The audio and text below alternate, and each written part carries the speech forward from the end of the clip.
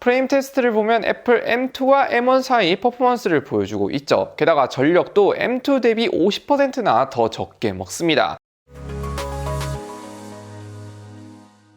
안녕하세요. IT의 진심인 남자 티노입니다. 오늘은 아이폰보다 성능이 더 좋게 나올 수 있는 갤럭시 S24 시리즈 성능 유출 분석을 한번 자세히 해볼까 합니다. 지금 속속 벤치마크 점수들이 공개되고 있는데 아이폰 15 프로랑 비슷하거나 좀 더 높은 부분이 많더라고요. 참고로 A17 프로 칩셋은 세계 최초 3나노 공정 칩셋을 탑재했지만 아직 1세대라 그런지 생각보다 막 큰 폭의 성능 향상은 없었던 거에 비해 스냅드래곤 8 3세대는 여전히 4나노 공정이지만 이번에도 안정적이면서 큰 폭으로 오를 수 있다고 합니다. 빠르게 살펴보기 전에 11월 에어팟 프로2 구독자 이벤트 많은 참여 부탁드릴게요.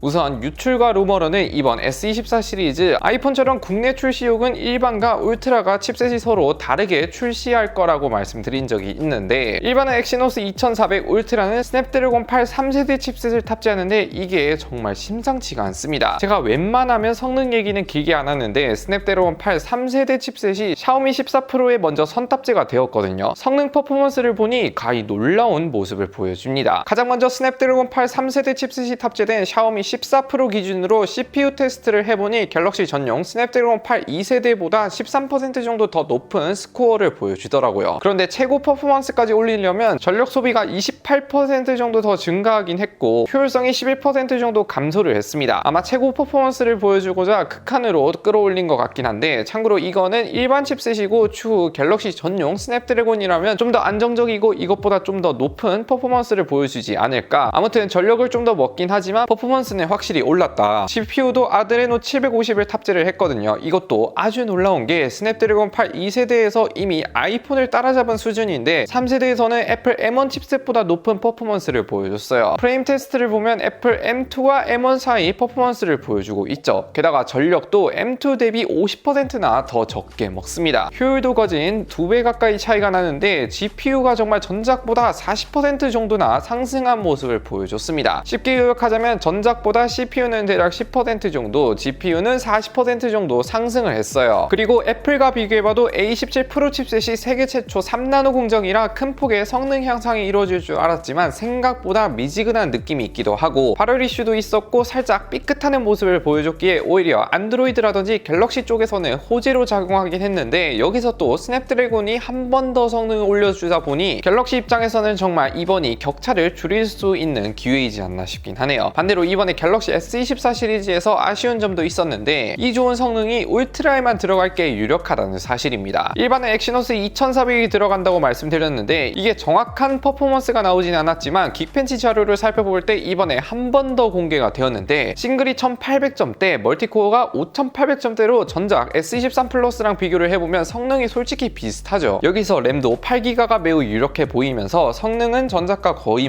비슷한 모습을 보여주네요. 그래서 엑시노스 2400은 스냅드래곤 8 2세대 퍼포먼스에 가깝다 생각이 됩니다. 추가로 이 정도 성능이라도 나오면 다행인 게 이전에 엑시노스가 몇 번 삽질을 해서 없어질 뻔한 전적도 있기 때문에 저는 발열이라든지 스로틀링이 가장 큰 관심사라고 생각을 하거든요. 그래서 최근 해외 자료를 확인해 볼 때 엑시노스 2400은 이번에 FOWLP 최신 칩 패키징 기술을 적용할 예정이라고 하는데 이게 뭐냐, 보통 AP를 제작할 때 제작 단계에서 무조건 PCB라는 기판이 붙여져 있는 상태에서 칩셋과 같이 제작을 해야 하지만 이번 최신 패키징 기술은 PCB가 필요 없고 그냥 칩셋이 웨이퍼에 부착돼서 쓸 수 있다 보니 두께나 크기를 더 작게 만들 수 있을 뿐더러 이미 다른 비슷한 공정이 삼성 FCBGA라는 기술을 상용화해서 GDDR6-6W에 이미 제공하고 있고 퍼포먼스는 15% 정도 더 증가를 했다고 합니다. 더 쉽게 요약하자면 칩셋 제작 시 원가가 좀 더 낮아지고 성능이 올라간다고 볼 수 있기에 발열이나 스로틀링 안정성을 기대해 볼 수 있는 희망의 롤을 돌려볼 수 있습니다. 그리고 공정이 아무래도 이전에 4나노 공정에서 한번 실패를 했지만 이제는 시간이 어느 정도 지난 시점에서 2세대 4나노 공정 칩셋이다 보니 충분히 개선을 해주지 않았을까 싶기도 합니다. 그렇기 때문에 개인적인 생각이지만 100% 아직까진 믿을 수 없지만 그래도 확률상 개선이 되어 있을 확률이 높긴 해요. 아무튼 종합적으로 요약을 해보자면 엑시노스는 스냅드래곤 8 2세대 퍼포먼스를 보여줄 것 같고 스냅드래곤 8 3세대 칩셋은 안드로이드 역사상 가장 큰 폭의 성능 향상을 보여줄 것 같습니다. 그리고 믿어볼 만한 게 이게 스냅 스냅드래곤 말고 이미 디멘시티 9300이라는 똑같은 TSMC 4나노 공정을 달고 나왔는데 싱글이 2200점대, 멀티코어가 7900점대로 가히 엄청난 퍼포먼스를 보여줬습니다. 현재 AP 랭킹으로는 A17 프로 칩셋보다 더 높은 퍼포먼스를 보여주고 있는데 스냅드래곤 8세대도 전체적으로 A17 칩셋과 비슷하거나 좀 더 높은 퍼포먼스를 보여줄 확률이 크다고 할 수 있어요.